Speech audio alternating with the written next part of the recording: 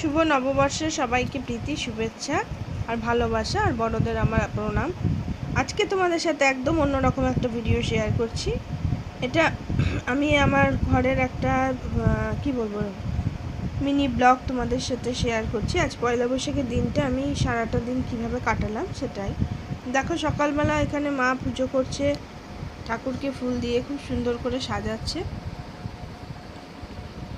দেখো খুব সুন্দরভাবে জবা ফুল, টগর ফুল, বাগানে যত রকমের আর কি ফুল হয়, মা সকালবেলা উঠে ফুলগুলো তুলে খুব সুন্দরভাবে পুজো করছে। দেখো মাকে আমি হাত নাড়াতে বলছি, মা হাত নাড়িয়েছে। দেখো এখানে রান্না করেছি, পুঁটি মাছটা রান্না হয়ে গেছিলো আর কি। এবার পুঁই শাক করবো আর মাটন করবো। তো কী বলে, আজকে বছরের প্রথম দিনে একটু মাছ মাংস না হলে ঠিক খাওয়াটা মানে জমে না আর কি। দেখো এখানে কড়াইতে সর্ষের তেল গরম করে তার মধ্যে পাঁচফোড়ন দিয়ে দিয়েছি। পাঁচফোড়নটা ভাজা হয়ে যাওয়ার পরে আমি কুমড়ো আলু দিয়ে পুঁই শাক একবারেই কেটে নিয়েছিলাম, সেটা আমি তেলের মধ্যে দিয়ে দিলাম, আর সাথে নুন আর সামান্য পরিমাণে হলুদ দিয়ে দিলাম, দিয়ে ওটা ভালো করে নেড়ে চেড়ে নেব।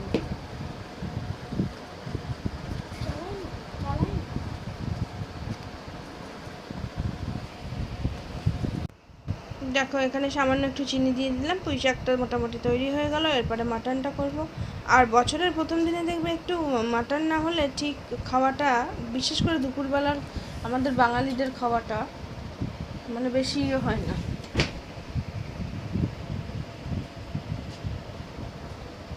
সেই জন্যই বললাম যে পুঁই শাকটা আমার মোটামুটি দেখো তৈরি হয়ে গেছে।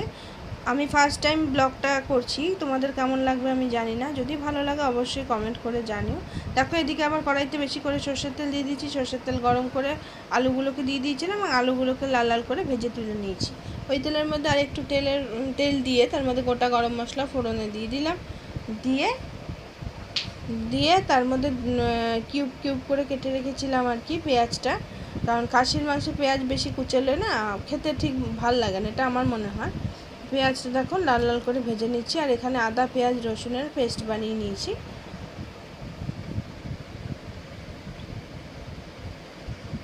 দেখো এখানে আদা পেঁয়াজ রসুনের একটা পেস্ট বানিয়ে নিয়েছি।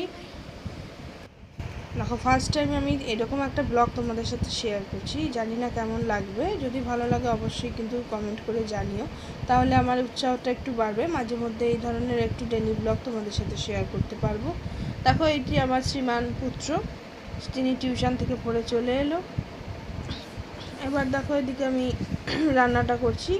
এবার এর মধ্যে দেখো ছোটো চামচে 2 চামচ হলুদ গুঁড়ো দিয়ে দিলাম, আর 1 চামচ জিরের গুঁড়ো দিয়ে দিয়েছি, আর 1 চামচ লঙ্কার গুঁড়ো। যেহেতু ছেলে খাবে, ছেলে বেশি ঝাল খায় না, তাই লঙ্কার গুঁড়োটা কম দিলাম, এটা ঝাল লঙ্কার গুঁড়ো।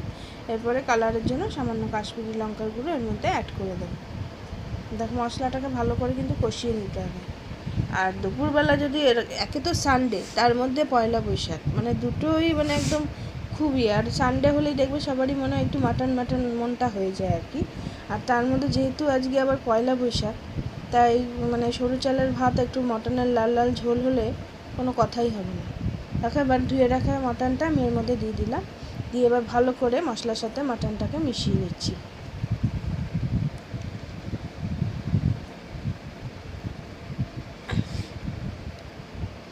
আর আমাদের বাঙালিদের দেখবে 12 মাসে 13 পার্বণ লেগেই থাকে। আর বাঙালিদের মানে কোনো অনুষ্ঠান হলে সবার আগে কিন্তু মানে কি বলবো, খাবার ব্যাপারটা সবাই খুব বেশি ওটাতে নজর দেয় আর কি। মাছ মাংস হবেই আর কি, এরকম একটা ব্যাপার। দেখো মাংসটাকে খুব সুন্দরভাবে আমি কিন্তু কষিয়ে নিয়েছি।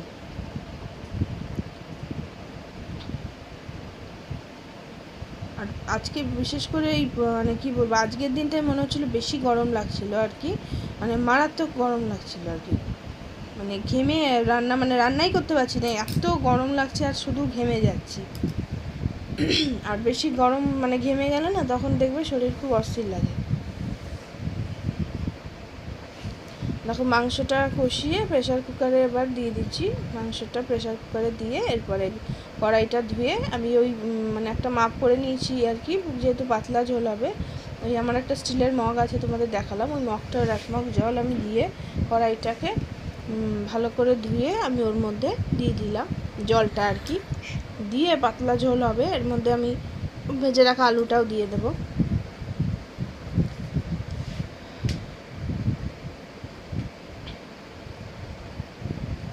জলটা দিয়ে এর মধ্যে আলুটা দিয়ে দিলাম, দিয়ে এরপরে কিন্তু ভালোভাবে নেড়ে চেড়ে আগে আমি মাটনটা যেহেতু ঝোলটা দিলাম, দিয়ে এবার মাটনটার সাথে মশলার সাথে ভালো করে জলটা মিশিয়ে নিলাম। এরপর ভেজে রাখা আলুটাও আমি এর মধ্যে দিয়ে দিলাম, আর আমি 1 চামচ শাহি গরম মশলা আমি এর মধ্যে দিয়ে দেবো। তাও এটা কিন্তু খুব বড় চামচের নয়, মিডিয়াম সাইজের যে চামচগুলো হয় সেই চামচের 1 চামচ হলো শাহি গরম মশলা। আর এই গরম মশলাটা আমি ঘরে বানিয়েছি। এই গরম মশলার রেসিপিটা একদিন তোমাদের সাথে আবার শেয়ার করে দেবো। দেখো আমি 1/2 চামচের মতো গরম মশলা, আর গরম মশলা ঘরে বানিয়ে রাখলে দেখবে তুমি মানে এই গন্ধটা বেশি ভালো হয় দোকানের যে প্যাকেট শাহি গরম মশলা বা এভারেস্টে যে গরম মশলার প্যাকেটগুলো পাওয়া যায় তার থেকে। তাই আমার মনে হয় গোটা গরম মশলা কিনে নিজের বানিয়ে নেওয়াই ভালো। দেখো এদিকে আরেকটা রেসিপি করছিলাম, একটুখানি মাছের ডিম ফ্রিজে পড়েছিল, সেটাকেও ভাবলাম করে নিই। একটু পেঁয়াজ লঙ্কা দিয়ে টুকরো টুকরো করে কেটে ভেজে নিলাম, তাহলে ওটাও একটা রেসিপি হয়ে গেল। দেখো দুপুরবেলাটা আজকে বেশ অনেক আইটেমই ছিল। মাটনের লাল লাল ঝোল ছিল, পুঁই শাকের তরকারি ছিল, মাছের ডিম ভাজা ছিল, আর পুঁটি মাছের ঝাল ছিল। পুঁটি মাছের রেসিপিটা শেয়ার করা হয়নি, অবশ্যই একদিন তোমাদের সাথে শেয়ার করব।